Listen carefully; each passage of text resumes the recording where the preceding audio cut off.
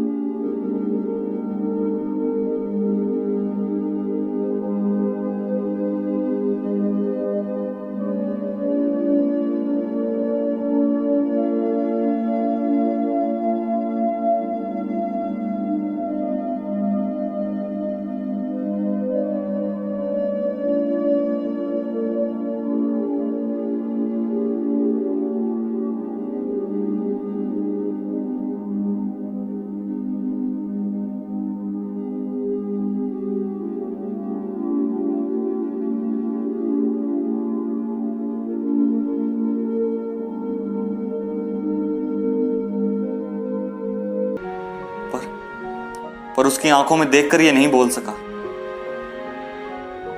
पर वो जाते जाते एक बार नर्स से पूछता है कि मेरी बेटी मैम ठीक तो हो जाएगी ना।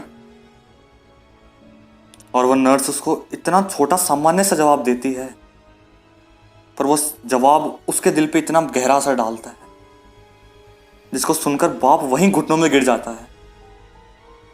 नर्स ने जवाब दिया, सर आप बिल्कुल चिंता मत करो, हमारे डॉक्टर को बहुत एक्सपीरियंस है। सर आप बिल्कुल चिंता मत करो, हमारे डॉक्टर को बहुत एक्सपीरियंस है। ऐसे रेप केसेस तो हर रोज आते हैं। ये जवाब वाकई वाकई बहुत गहरे सवाल खड़े करता है, बहुत गहरे।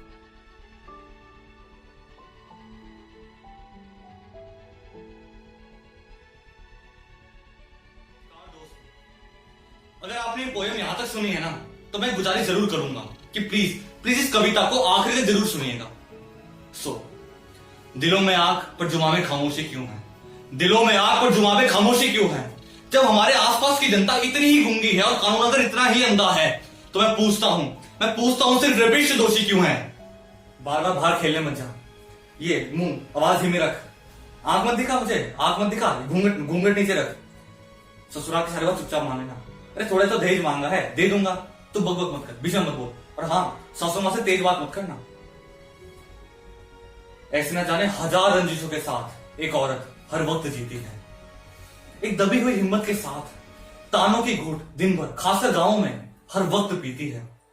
फिर जब वो ससुराल में जाकर वहां की तानाशाही मारपीट झेलती है, तब सिर्फ वो ससुराल, वो पति ही दोषी क्यों है। मैं पूछता हूं, ये पढ़ा लिखा समाज आज भी आखिर इतना गंवार क्यों है। बलात्कार, जी हाँ, जिसका नाम सुनने के बाद आधे लोगों ने तो वॉल्यूम भी कम कर ली होगी, पर ये सच्चाई है मेरे दोस्तों। ऐसा हमारे देश में हर दिन हर मिनट होता है। हर पल कोई भाई अपनी बहन तो कोई पिता अपनी राजकुमारी को खोता है। पर जब बात अपने घर की हो, तो उसके चेहरे पर जरा सी मायूसी भी दिखे तो हम परेशान हो जाते हैं। हमारे बिटिया के फोटो पे कोई कमेंट भी क्या पास कर दे तो हम हैरान हो जाते हैं। यहाँ पर कमजोर कौन है, वो लड़की नहीं है जी, कानून है यहाँ का। कमजोर कौन है, कानून। बुरी नजर किसकी है, उस हैवान की। पर दरिंदगी का शिकार होने वाली फिर उस मासूम की आखिर क्या खता है। और ऐसी ही दिल दहला देने वाली खबर आपके और मेरे घर में नहीं आ सकती, इसका आखिर किसे पता है। अरे रात को निकलते वक्त वो खौफ क्यों उसे ही सताता है। गलियों चौराहों का अंधेरा हमें तो नहीं दिखता, क्यों बस उसको ही नजर आता है। और क्यों कहा जाता है दबाने को बात, जब भी कोई दरिंदा सताता है। किसी पर इतना जुल्म देख कर तो धरती फट जाए, पत्थर भी पिघल जाता है। किसी पर इतना जुल्म देख कर तो धरती फट जाए, पत्थर भी पिघल जाता है। पर क्या करें जनाब, अखबार में एक जैसी खबर रोज पढ़ कर इतना क्राइम तो इंडिया में काफी नॉर्मल नजर आता है। इसकी धैर्य की परीक्षा लेना बंद करो, इसकी धैर्य की परीक्षा लेना बंद करो, क्योंकि सहनशील होना इसकी गुणवत्ता है, कोई मजबूरी नहीं है। हर बार निर्भया किसी दूसरे की बच्ची हो, यह भी कोई जरूरी नहीं है। और हाँ, किसी मासूम की जिंदगी उजाड़ने वाले को जेल में पड़े रहने की, जिंदा रहने की मेरी नजर में तो बिल्कुल मंजूरी नहीं है। नारी गौरी भी है, गौरव भी है इतिहास की। नारी गौरी भी है, गौरव भी है इतिहास की। कभी सुकून की सूरत, कभी छाया है ममता के एहसास की। भाई ये जो जिम में बॉडी बनाते हो ना, बॉडी ऐसे कर करके, भाई ये लड़कियां पटाने के लिए नहीं, उनकी इज्जत बचाने के लिए बनाओ। ये लड़कियां पटाने के लिए नहीं, उनकी इज्जत बचाने के लिए बनाओ। भद्दे कमेंट पास करने वालों के 4 हैक्टर लगाने के लिए बनाओ। क्यों? क्योंकि इनकी हिफाजत करना हमारा फर्ज है, हमारा फर्ज है, कोई एहसान नहीं। इनकी हिफाजत करना हमारा फर्ज है, कोई एहसान नहीं। ये बॉडी, ये देश, ये संस्कृति आखिर किस काम की, आखिर किस काम की, जहां एक औरत का सम्मान नहीं। एक तरफ हम देवी को पूजते हैं, तो दूसरी ही ओर कुछ मुट्ठी भर लोगों की, हमारी कन्याओं को ये कुचल जाने की हिम्मत कैसे हो जाती है। एक तरफ हम देवी को पूजते हैं, तो दूसरी ही ओर हमारी उन कन्याओं को कुचल जाने की हिम्मत कैसे हो जाती है। अरे यार, खुद की बेटी को खरोंच भी आ जाए तो हम लड़ने को आ जाए, और बात किसी और की हो तो माएं घर पे आराम से कैसे सो जाती हैं। नहीं, मैं जानता हूं नहीं सो पाते होंगे। छाती में एक डर तो आपके भी रहता होगा, छाती में एक डर तो आपके भी रहता होगा। वाह हे भगवान, मेरी बच्ची इस बार भी बच गई, ये दिल बार बार कहता होगा। पर एक बात पे गौर करना, इस बात पे गौर करना कि ये अपनी बेटी बीवी बहन को खोने का डर आखिर हम में क्यों है? आखिर ये खौफ हम में क्यों है? ये डर, यही डर उन दरिंदों में कब नजर आएगा? ये तेजाब फेंकने का सिलसिला, जिंदगी उजाड़ने का सिलसिला इस देश में क्या कभी वाकई ठहर पाएगा? मुझे माफ करना दोस्तों, जी हाँ, मुझे माफ करना कि आज की इतनी बड़ी कविता के बाद भी मैं कोई निष्कर्ष नहीं दे सकता। मुझसे भी ज्यादा पढ़े लिखे और बुद्धिमान बुद्धिजीवी हैं इस देश में। मैं तो बच्चा ठहरा, कोई परामर्श तो नहीं दे सकता।